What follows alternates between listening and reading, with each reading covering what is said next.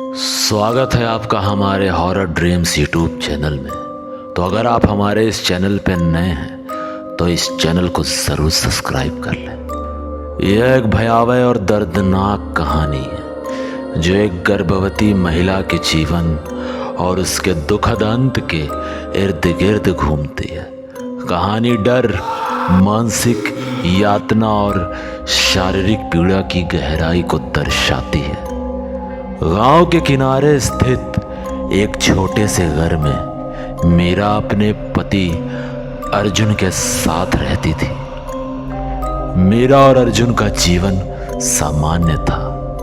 दोनों एक दूसरे से बहुत प्यार करते थे। शादी के 3 साल बाद मीरा ने अर्जुन को खुशखबरी दी कि वह मां बनने वाली है। यह खबर सुनकर अर्जुन बेहद खुश हुआ, लेकिन मीरा की खुशी ज़्यादा दिन तक नहीं टिक सकी। गर्भवती होने के कुछ महीनों बाद मीरा को अजीब अजीब दर्द होने लगा।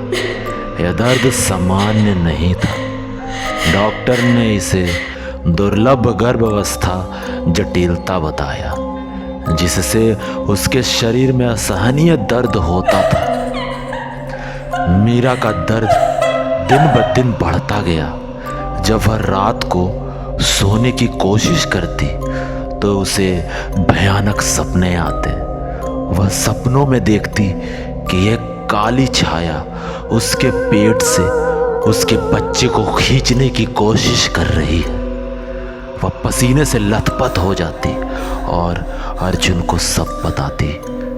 गांव की बुजुर्ग महिलाएं इसे बुरी आत्मा का प्रभाव कहने लगी। उन्होंने कहा कि मीरा को चुड़ैल परेशान कर रही है। अर्जुन ने इसे अंधविश्वास समझा, लेकिन मीरा का दर्द और डर बढ़ता गया। मीरा के घर में अजीब घटनाएं होने लगी। दीवारों पर खून जैसे निशान दिखने लगे। घर के बर्तन अपने आप गिरने लगे। एक रात मीरा ने बाथरूम के आईने में देखा कि उसकी परछाई जोर जोर से हंस रही है, जबकि वो आईने के सामने रो रही थी। मीरा का मानसिक और शारीरिक स्वास्थ्य पूरी तरह से प्रभावित हो चुका था। डॉक्टर भी उसकी हालत देखकर हैरान थे। मीरा ने अर्जुन से कहा, यह बच्चा मेरे लिए अभिशाप बन चुका है। मैं इसे और नहीं सह सकती। गांव के तांत्रिक ने बताया कि मीरा के पेट में जो बच्चा है वह शापित आत्मा है। उसने दावा किया कि यह आत्मा उसके पिछले जन्म से जुड़ी हुई है और इसे जन्म लेने से रोकना होगा।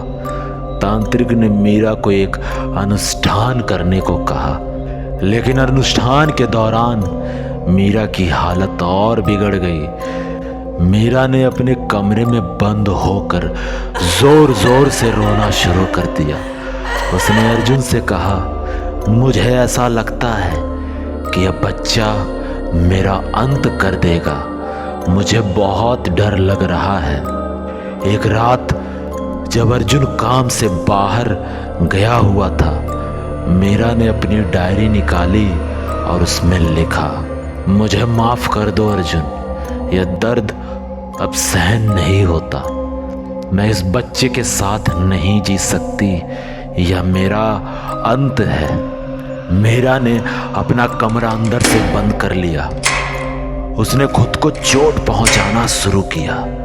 कहते हैं उस रात कमरे से अजीब सी आवाजें आने लगी। अर्जुन जब घर लौटा तो उसने देखा कि मीरा ने फांसी लगाकर आत्महत्या कर ली थी। मीरा के मरने के बाद अर्जुन ने उसकी डायरी पढ़ी। उसमें लिखा था, यह बच्चा इंसान नहीं है। यह मेरे अंदर से मुझे खत्म कर रहा है, मुझे खाता चला जा रहा है। मैं इसे जन्म देकर और किसी को खतरे में नहीं डाल सकती। मीरा के मरने के बाद गांव वालों ने कहा उन्होंने उसकी आत्मा को कई बार उस घर में देखा है। अर्जुन भी उस घर में ज्यादा दिन तक नहीं रह पाया, वह गांव छोड़कर चला गया। मीरा की आत्मा उस घर में भटकती रही। कहा जाता है कि जो भी उस घर के पास जाता उसे मीरा की चीखें सुनाई देती, वह दर्द से छटपटाती और बहुत ज़्यादा रोया करती। लोगों का मानना था कि मीरा का श्राप अभी भी उस घर पर है। यह कहानी एक दर्दनाक अंत का उदाहरण है जो भय और पीड़ा से भरी हुई थी। तो अगर आप इस कहानी के बारे में कुछ कमेंट्स करना चाहते हैं तो हमारे कमेंट्स बॉक्स आपके लिए खुले हुए हैं।